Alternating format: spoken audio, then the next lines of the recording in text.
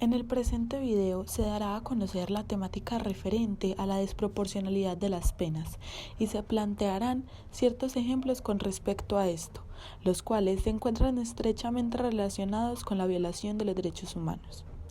Además, se conectará el asunto elegido con la perspectiva propia de Beccaria.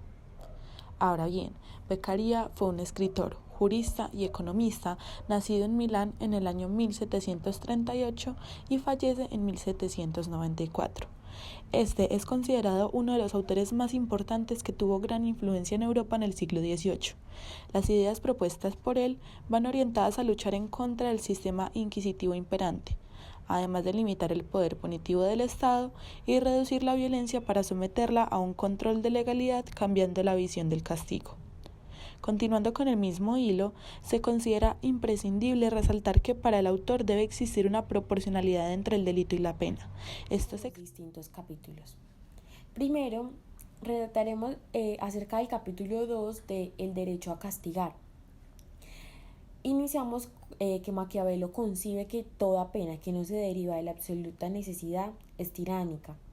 Y tanto más justas son las penas, cuanto más es sagrada e inviolable la seguridad y mayor la libertad que el soberano conserva de sus súbditos, entendiendo él la pena como el derecho a castigar al que no cumpliere con las leyes, y entendiendo en la justicia como el vínculo necesario para tener unidos los intereses particulares, sin el cual se reducirían al antiguo estado de insociabilidad. Todas las penas que sobrepasen la necesidad de conservar este vínculo son injustas por naturaleza. De ahí se desprenden una serie de consecuencias acerca del derecho a castigar. Y la primera es que ningún magistrado puede con justicia decretar a su voluntad penas contra otro individuo de la misma sociedad. Y la segunda consecuencia es que si todo miembro particular se halla ligado a la sociedad, ésta lo está también con cada uno de ellos por un contrato que de su naturaleza obliga a ambas partes, y que esta obligación, que descendiendo desde el trono llega hasta las más humildes chozas y que lo vincula hasta el más grande, entonces es de lo más mínimo a lo máximo. Entonces solo significa que el interés de todos está en la observación de los pactos útiles al mayor número. Luego continuaremos con el siguiente capítulo de la proporcionalidad de las penas, donde él nos dice que no solamente es el interés común que no se cometan delitos, sino que sean menos frecuentes proporcionalmente al daño que le causan a una sociedad.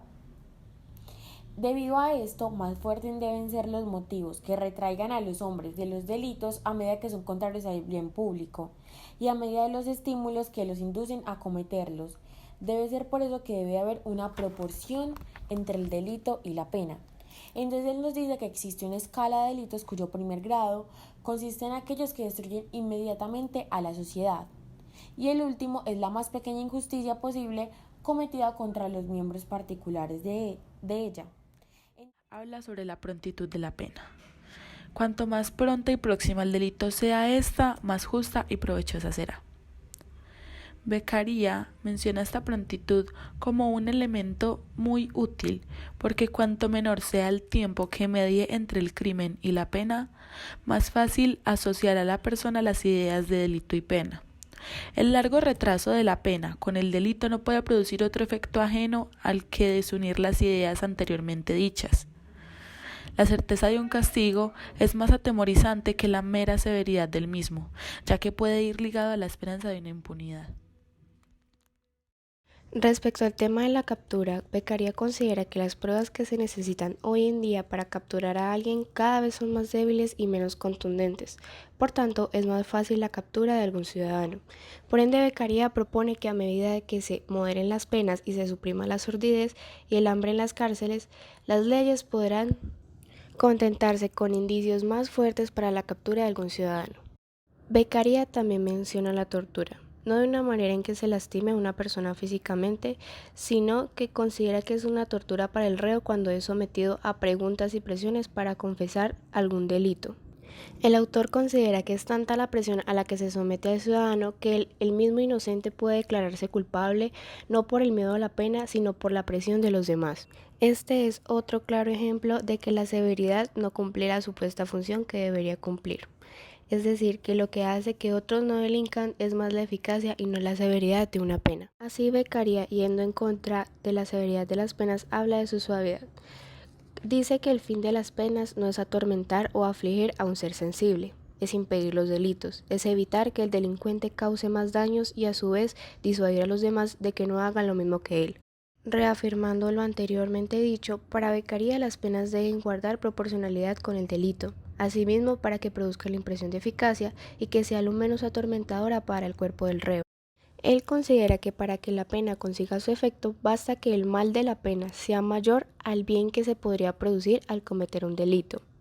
También considera que la severidad de la pena, al ser mayor, puede que haga que nazca en los hombres un efecto de arriesgarse a eludirla y puede que se cometan nuevos delitos. También afirma que las épocas donde se cometieron los peores suplicios y las peores penas también fueron épocas donde se cometieron las acciones más sanguinarias e inhumanas, y que ese mismo espíritu de ferocidad era el mismo en el legislador y en el sicario. Para finalizar este tema, Beccaria realiza la siguiente reflexión, afirmando que las sociedades cambian y cada vez son más sensibles, por ende se debe disminuir la severidad de las penas para mantener constante la relación entre el objeto y la sanción. En el libro, Beccaria también toca el tema de la pena de muerte. Aquí él plantea la pregunta de que si esta pena es útil o no. Él considera que difícilmente se le puede atribuir el derecho a alguien de matar a otro, pero la considera necesaria solo en los siguientes dos motivos. El primero es cuando, aún después de privado de la libertad, el ciudadano puede atentar contra la forma de gobierno establecida. Y el segundo es cuando la muerte del ciudadano fuera la única manera de evitar que los demás cometieran más delitos. Y solo acepta estos dos motivos bajo la condición en que la nación esté consumida por el desorden. Beccaria también realiza la comparación entre la pena de muerte y otras penas extensas pero no tan severas como la primera. Afirma que la muerte de un delincuente es terrible, pero pasajera, mientras que la privación de la libertad de un ciudadano por más tiempo puede ser más eficaz para persuadir a los ciudadanos de no delinquir. Para finalizar, afirma que la pena de muerte no es útil por más atroz que sea, lo único que hace es aumentar las pasiones y la necesidad de derramar sangre. Además, le parece absurdo que la misma sociedad que detesta el homicidio castigue a alguien de la misma forma matándolo para supuestamente alejar a los ciudadanos del asesinato y otros delitos.